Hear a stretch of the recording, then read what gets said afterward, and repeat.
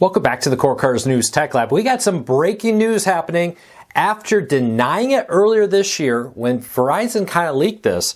YouTube TV has now confirmed that they'll be raising their price to $82.99. That's a $10 jump. This will be happening on your first bill on or after January 13th. So if your next bill is January 20th, that's when you're going to get hit.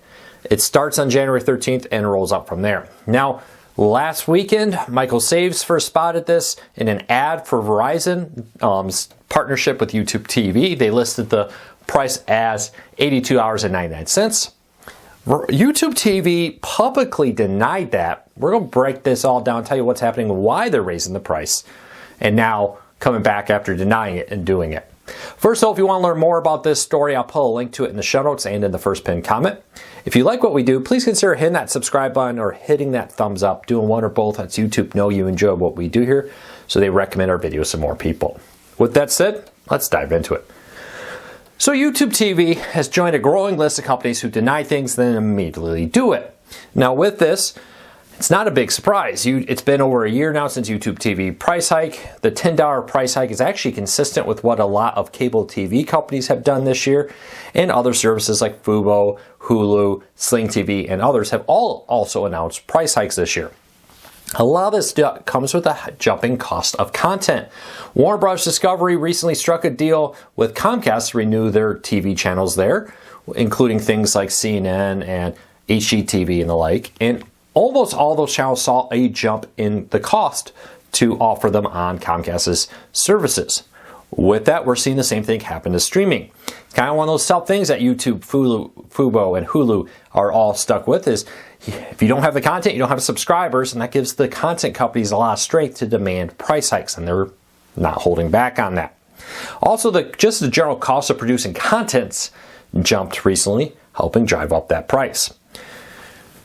Okay, let me get this very clear to everybody, because when we posted the first story about this possibly happening and then YouTube denied it, we got a lot of nasty comments from people about fake news and other things they threw at us. That, you should apologize.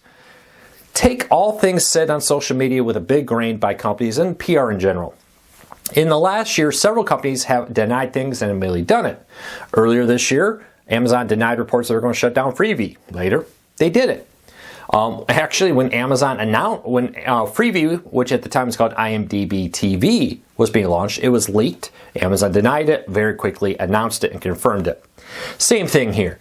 Now, interestingly, Google has not replied to our emails about this, but they did make a statement on X saying, oh, that is an advertiser error and we're working to get that corrected. A few things with that.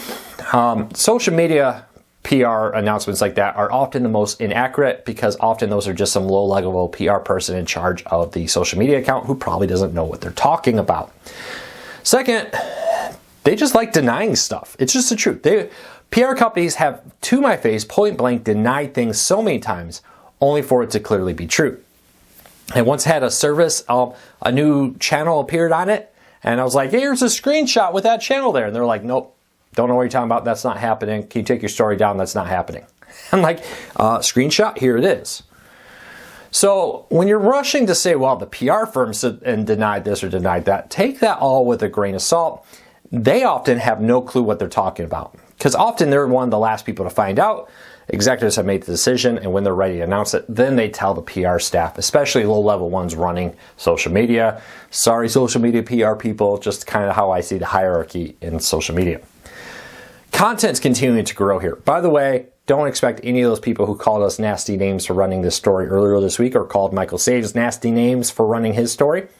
I don't expect to hear an apology from any of them. Just saying, would love to hear one though. Content's continuing to become more and more expensive.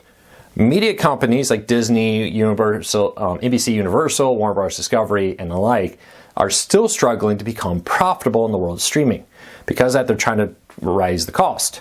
Does this make cord cutting as expensive as cable? No, because cable's raised the price. We reported earlier about how many cable companies are now charging over $200 more a month, or a year, excuse me, on cable TV. According to a report by MNTN Research, The average cost of cable TV earlier this year was $140 some. Well, since then, we've had many price hikes from multiple cable TV and satellite providers like DirecTV that has resulted in those prices continuing to go up. What we're kind of seeing is streaming is costing this, cable is costing this, and they're kind of moving up at the same rate. Well, yes, you are paying more, your savings is still greater.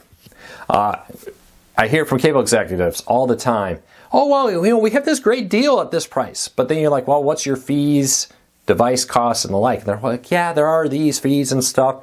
So even when you hear an advertised price, you gotta remember, device fees, HD technology fees, DVR fees, the list goes on many of these cable TV companies. We'll keep a close eye on it, but I'm sure Google, like many companies, is being pinched. There's reports that they recently renewed several media deals, though exact details of them were never announced. It wasn't that long ago that there was even a possibility of a blackout of Paramount-owned networks, but they successfully avoided that. With this all, though, price hike coming, $82.99, starting in January 13th on your first bill thereafter.